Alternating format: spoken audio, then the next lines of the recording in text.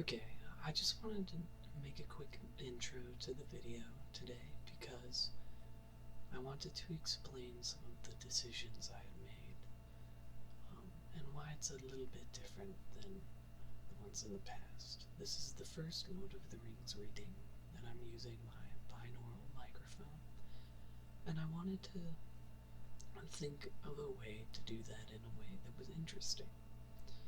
Um, so instead of just reading to it like this, how I did with my webcam, where it was just straight to the microphone, I thought it would be more relaxing and more sort of immersive if I put the microphone on the bed and sort of tucked it in and gave it some of those sounds so that it could be a little bit more like a bedtime story.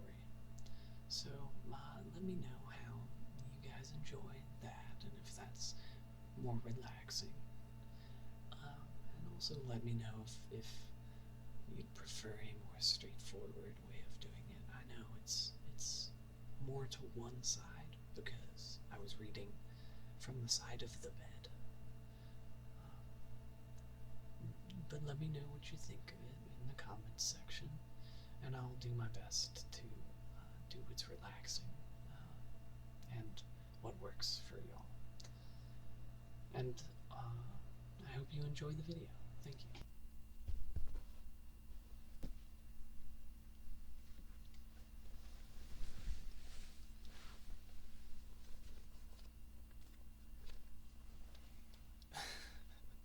My cat is sitting on the covers. Come on. Come on, baby. Let's get you tucked in.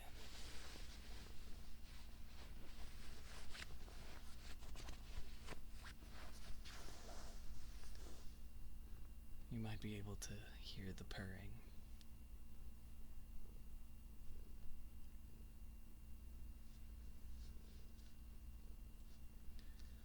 Alright. Where were we?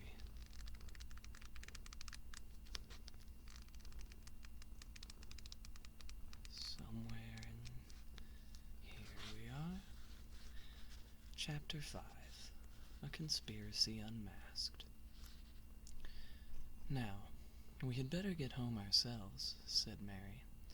There's something funny about all this, I see, but it must wait till we get in. They turned down the fairy lane, which was straight and well kept and edged with large whitewashed stones. In 100 yards or so it brought them to the river bank, where there was a broad wooden landing stage. A large flat ferry boat was moored beside it. The white bollards near the water's edge glimmered in the light of 2 lamps on high posts. Behind them, the mists in the flat fields were now above the hedges, but the water before them was dark, with only a few curling wisps like steam among the reeds by the bank. And there seemed to be less fog on the further side. Mary led the pony over a gangway onto the ferry, and the others followed. Mary then pushed slowly off with a long pole. The Brandywine flowed slow and broad before them. On the other side, the bank was steep, and up it a winding path climbed from the further landing. Lamps were twinkling there. Behind loomed up the Buck Hill, and out of it, through stray shrouds of mist, shone many round windows, yellow and red. They were the windows of Brandy Hall, the ancient home of the Brandybucks. Long ago, Gorhendad Oldbuck, head of the Oldbuck family, one of the oldest in the Marish, or indeed in the Shire, had crossed the river, which was the original boundary of the land eastwards. He built and excavated Brandy Hall, changed his name to Brandybuck, and settled down to become master of what was virtually a small independent country. His family grew and grew, and after his days continued to grow, until Brandy Hall occupied the whole of the low hill, and had 3 large front doors, many side doors, and about 100 windows. The Brandybucks and their numerous dependents then began to burrow, and later to build, all round about. That was the origin of Buckland, a thickly inhabited strip between the river and the old forest, a sort of colony from the Shire. Its chief village was Bucklebury, clustering in the banks and slopes behind Brandy Hall. The people in the Marish were friendly with the Bucklanders, and the authority of the master of the hall, as the head of the Brandybuck family was called, was still acknowledged by the farmers between Stock and Rushy. But most of the folk of the old shire regarded the Bucklanders as peculiar, half foreigners as it were, though, as a matter of fact, they were not very different from the other hobbits of the Four Farthings, except in one point. They were fond of boats, and some of them could swim. Their land was originally unprotected from the east, but on that side they had built a hedge, the High Hay. It had been planted many generations ago, and was now thick and tall, for it was constantly tended. It ran all the way from Brandywine Bridge in a big loop curving away from the river to Haysend, where the Withywindle flowed out of the forest into the Brandywine, well over 20 miles from end to end. But, of course, it was not a complete protection. The forest drew close to the hedge in many places. The Bucklanders kept their doors locked after dark, and that was also not unusual in the Shire. The ferry boat moved slowly across the water. The Buckland shore drew nearer. Sam was the only member of the party who had not been over the river before. He had a strange feeling as the slow, gurgling stream slipped by. His old life lay behind in the mists. Dark adventure lay in front. He scratched his head, and for a moment had a passing wish that Mr. Frodo could have gone on living quietly at the Bag End. The 4 hobbits stepped off the ferry. Merry was tying it up, and Pippin was already leading the pony up the path, when Sam, who had been looking back as if to take farewell of the Shire, said in a hoarse whisper, "Look back, Mr. Frodo. Do you see anything?" On the far stage, under the distant lamps, they could just make out a figure. It looked like a dark black bundle left behind.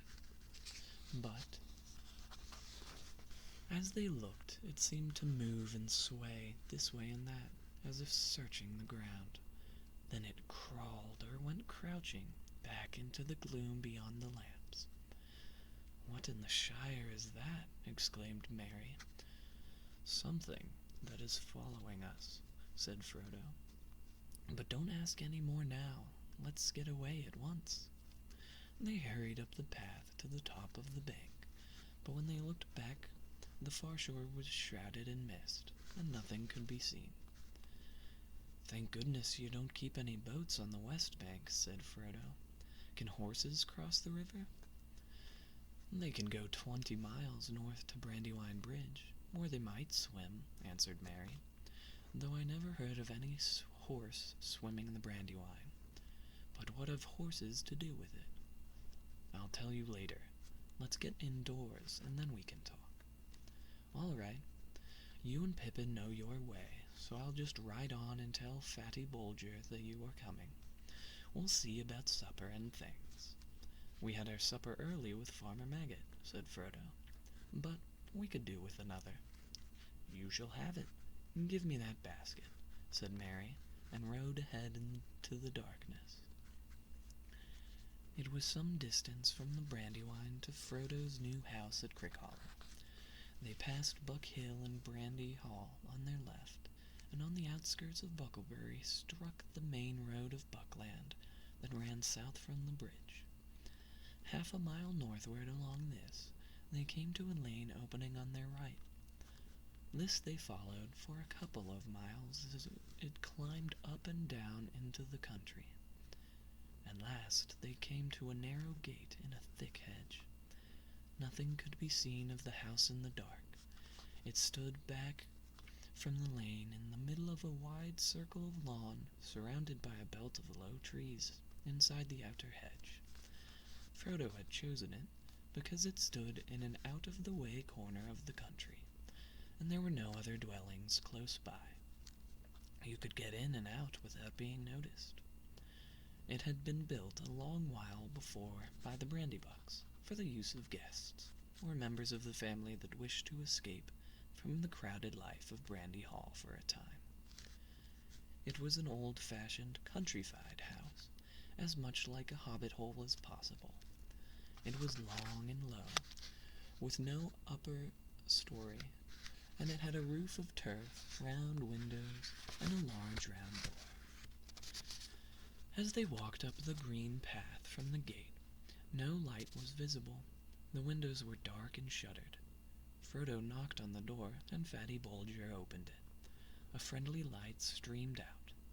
They slipped in quickly and shut themselves and the light inside. They were in a wide hall with doors on either side. In front of them, a passage ran back down the middle of the house. "Well, what do you think of it?" asked Merry, coming up the passage. "We have done our best in a short time to make it look like home. After all, Fatty and I only got here with the last cartload yesterday." Frodo looked round. It did look like home. Many of his favorite things, or Bilbo's things, they reminded him sharply of him in their new setting, were arranged as nearly as possible as they had been at Bag End.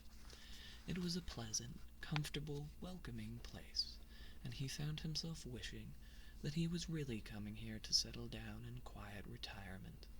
It seemed unfair to have put his friends to all this trouble, and he wondered again how he was going to break the news to them that he must leave them so soon, indeed at once. Yet that would have to be done that very night, before they all went to bed. "It's delightful," he said, with an effort. "I hardly feel that I have moved at all." The travelers hung up their cloaks and piled their packs on the floor. Merry led them down the passage and threw open a door at the far end. Firelight came out and a puff of steam. "A bath!" cried Pippin. "Oh, blessed Meriadoc!" "Which order shall we go in?" said Frodo. "Eldest first, or quickest first? You'll be last either way, Master Peregrine." "Trust me to arrange things better than that," said Merry. "We can't begin life at Crickhollow with a quarrel over baths. In that room there are 3 tubs, and a copper full of boiling water. There are also towels, mats, and soap. Get inside and be quick." Merry and Fatty went into the kitchen on the other side of the passage and busied themselves with the final preparations for a late supper. Snatches of competing songs came from the bathroom, mixed with the sound of splashing and wallowing. The voice of Pippin was suddenly lifted up above the others in one of Bilbo's favorite bath songs. "Sing hey for the bath at close of day, that washes the weary mud away. Alone is he that will not sing. Oh, water hot is a noble thing. Oh, sweet is the sound of falling rain, and the brook that leaps from hill to plain. But better than rain or rippling streams is water hot that smokes and steams. Oh, water cold we may pour at need down a thirsty throat and be glad indeed. But better is beer if drink we lack, and water hot poured down the back. Oh, waters fair that leaps on high in a fountain white beneath the sky.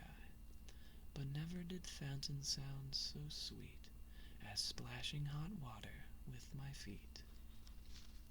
There was a terrific splash and a shout of "Whoa!" from Frodo. It appeared that a lot of Pippin's bath had imitated a fountain and leaped on high. Merry went to the door. "What about supper and beer in the throat?" he called. Frodo came out, drying his hair.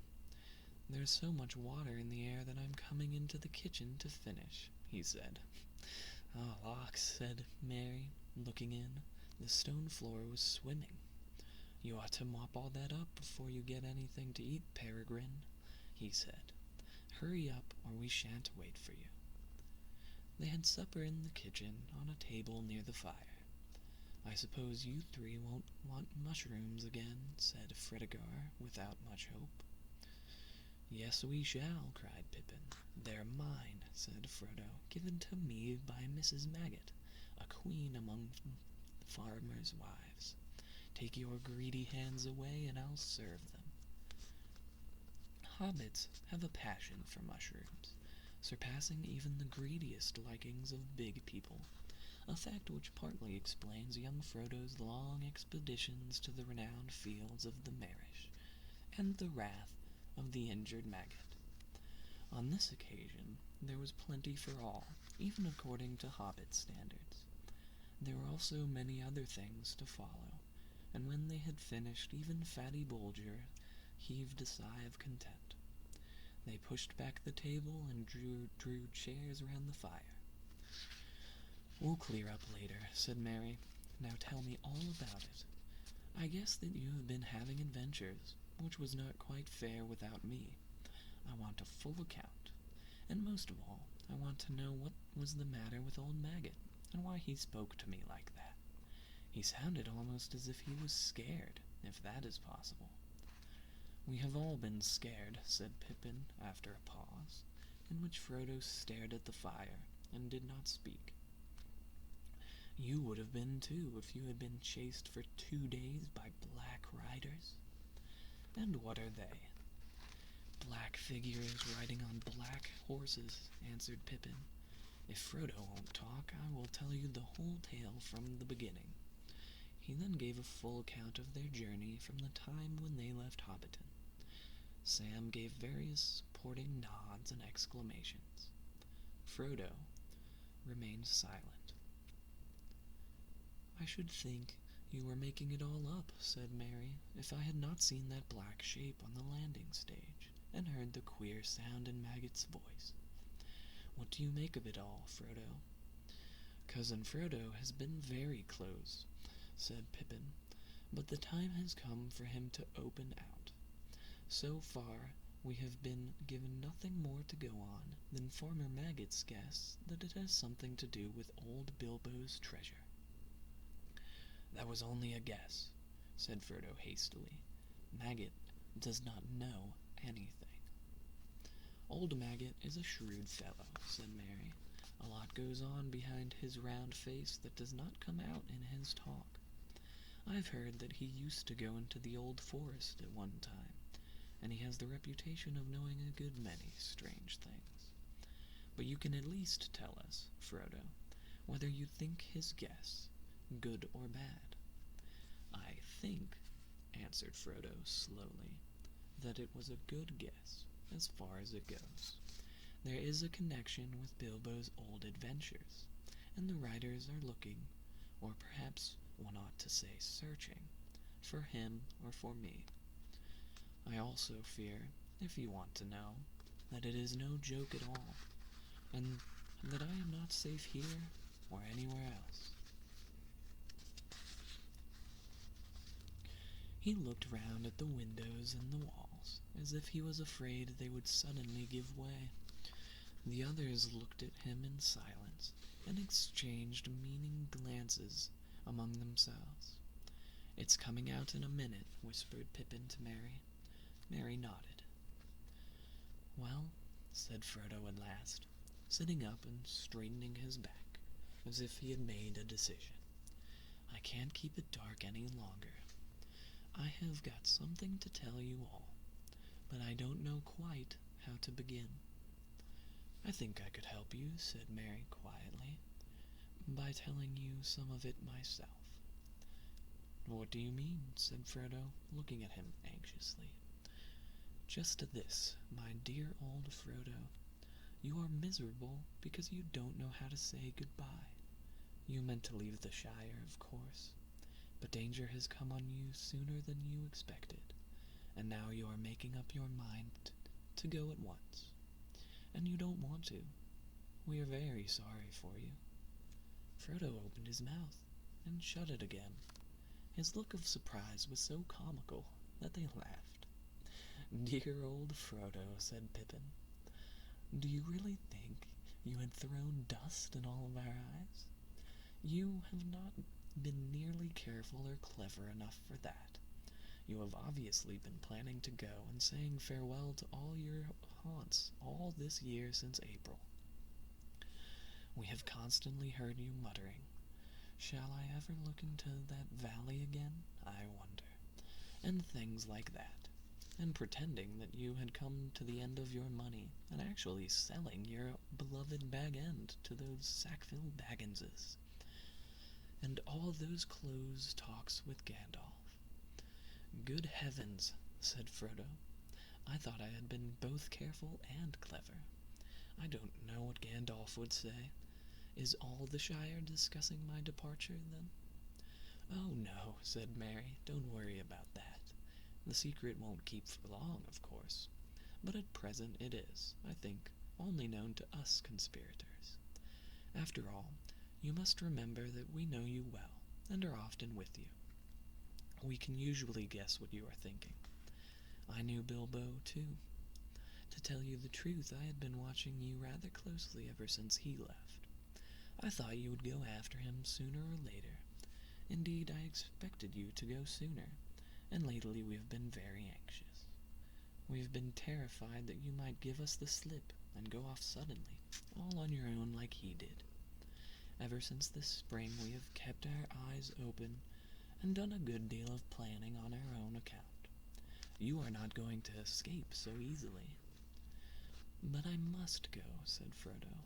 "It cannot be helped, dear friends. It is wretched for us all, but it is no use your trying to keep me, since you have guessed so much.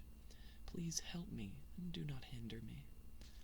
"You do not understand," said Pippin. "You must go, and therefore we must too. Merry and I are coming with you. Sam is an excellent fellow, and would jump down a dragon's throat to save you if he did not trip over his own feet. But you will need more than one companion in your dangerous adventure." "My dear and most beloved hobbits," said Frodo, deeply moved. "But I could not allow it. I decided that long ago, too. You speak of danger, but you do not understand. This is no treasure hunt, no there-and-back journey. I am flying from deadly peril into deadly peril." "Of course we understand," said Merry firmly. "That is why we have decided to come. We know the ring is no laughing matter, but we are going to do our best to help you against the enemy." "The ring?" said Frodo, now completely amazed. "Yes, the ring," said Merry. "My dear old hobbit, you don't allow for the inquisitiveness of friends. I have known about the existence of the ring for years, before Bilbo went away, in fact, but since he obviously regarded it as secret, I kept the knowledge in my head until we formed our conspiracy. I did not know Bilbo, of course, as well as I know you. I was too young, and he was also more careful, but he was not careful enough. If you want to know how I first found out, I will tell you." "Go on," said Frodo, faintly. "It was the Sackville Bagginses that were his downfall, as you might expect. One day, a year before the party, I happened to be walking along the road when I saw Bilbo ahead. Suddenly in the distance the S.B.'s appeared, coming towards us. Bilbo slowed down, and then, hey presto, he vanished.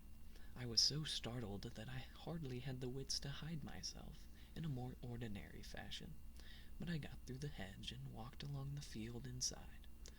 I was peeping into the road after the S.B.'s had passed, and was looking straight at Bilbo when he suddenly reappeared.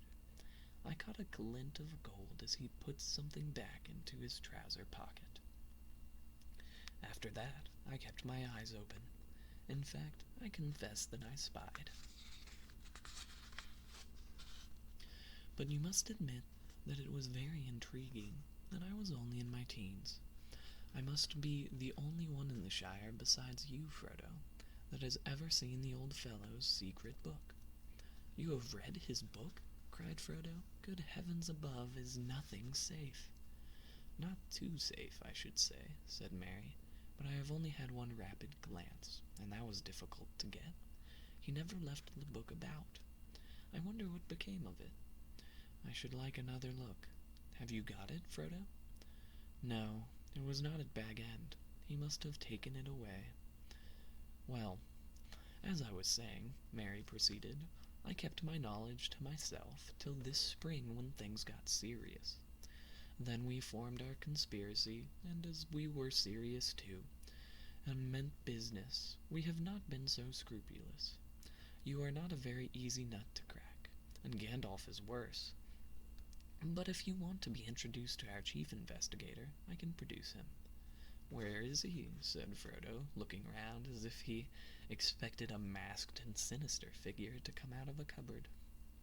Step forward, Sam, said Merry, and Sam stood up with a face scarlet up to the ears.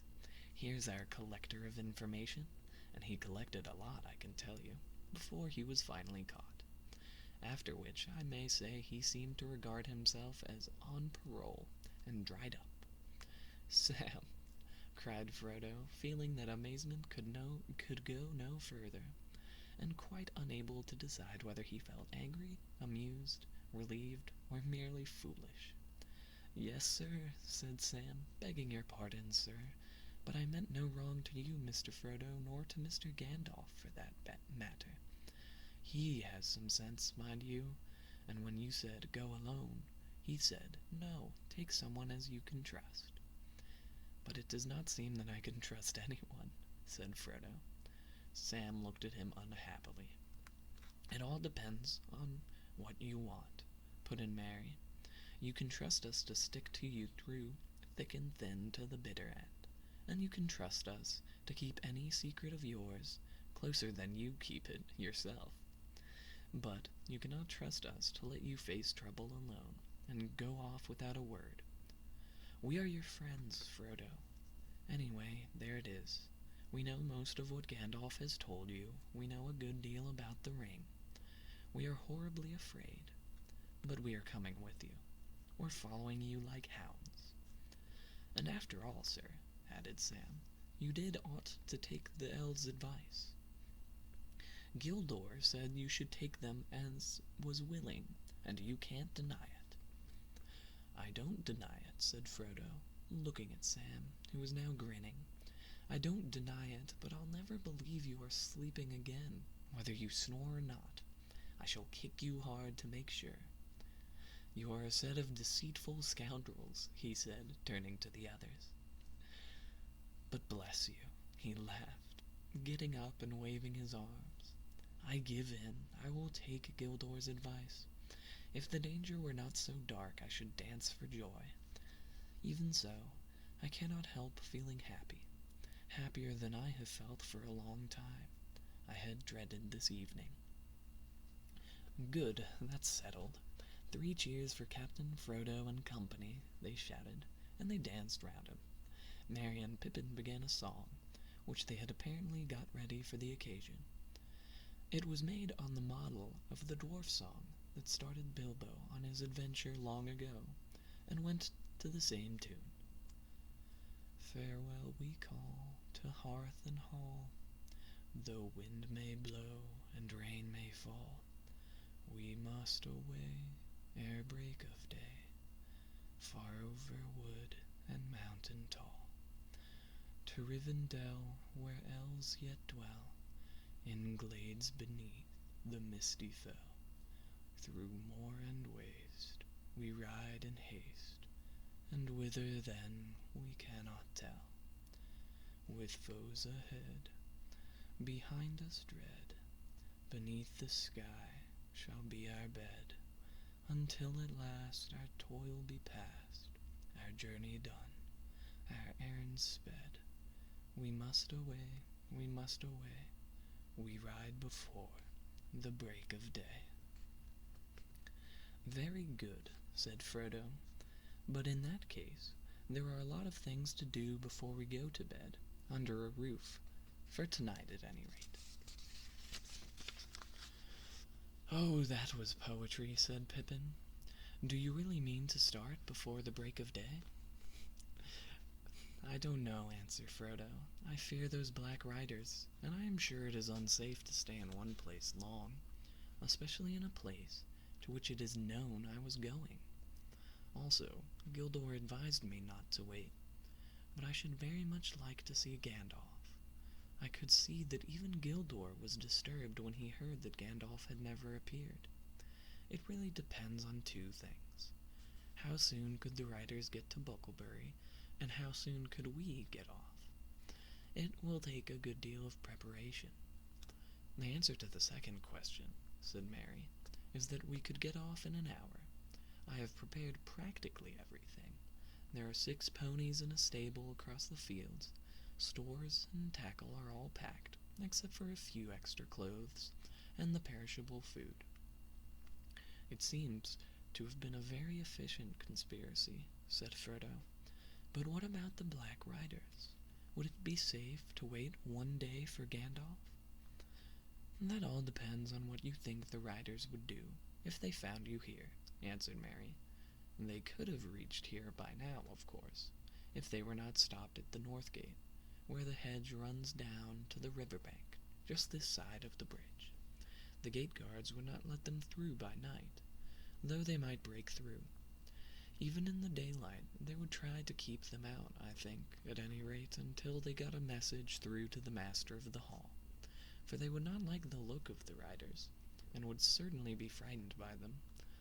But, of course, Buckland cannot resist a determined attack for long, and it is possible that in the morning even a Black Rider that rode up and asked for Mr. Baggins would be let through.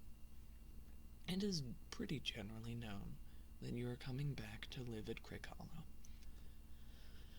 Frodo sat for a while and thought. "I have made up my mind," he said finally.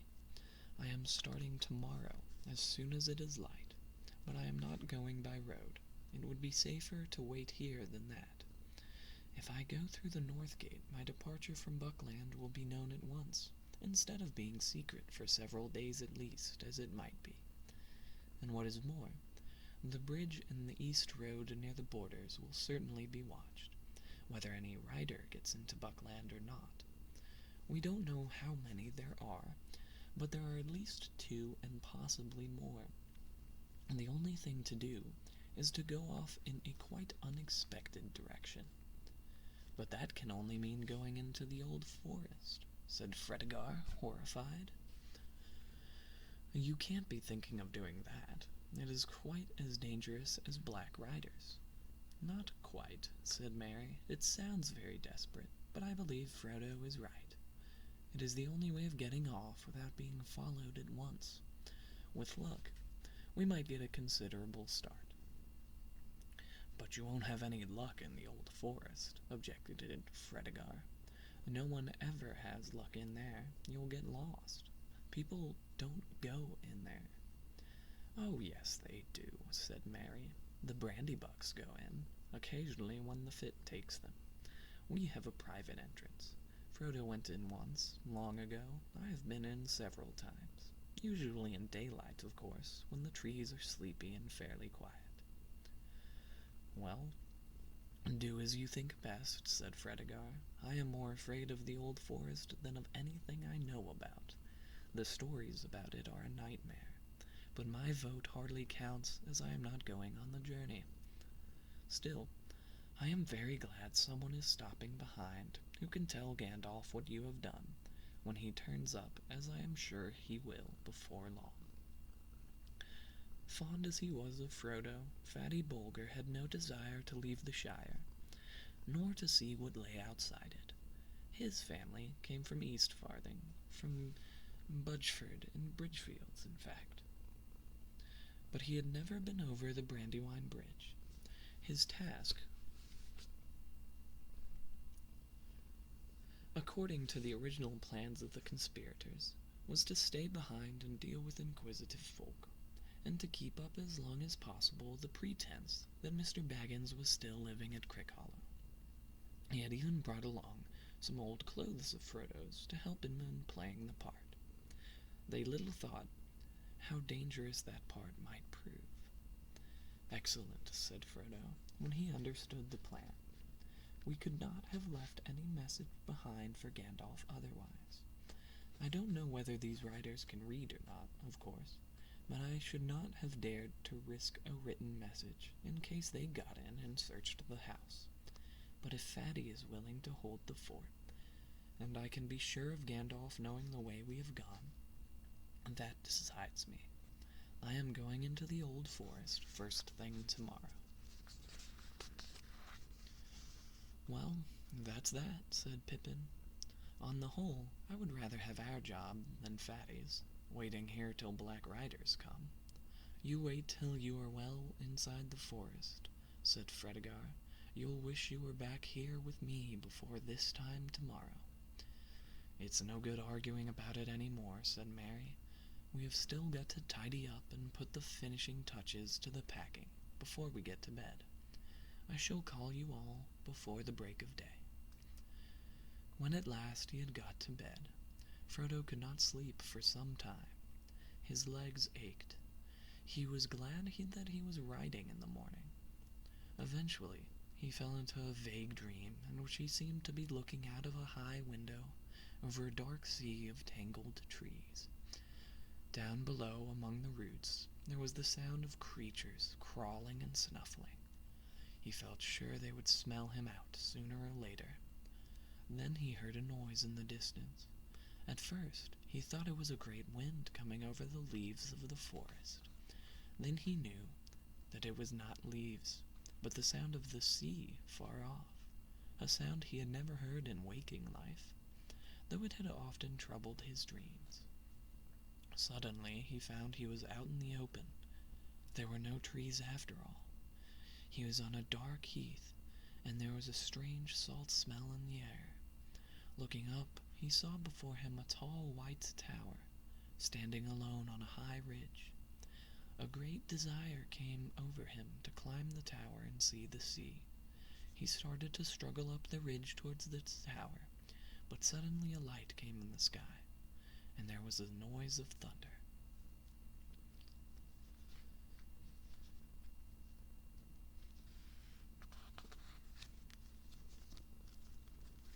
And that's the end of Chapter 5.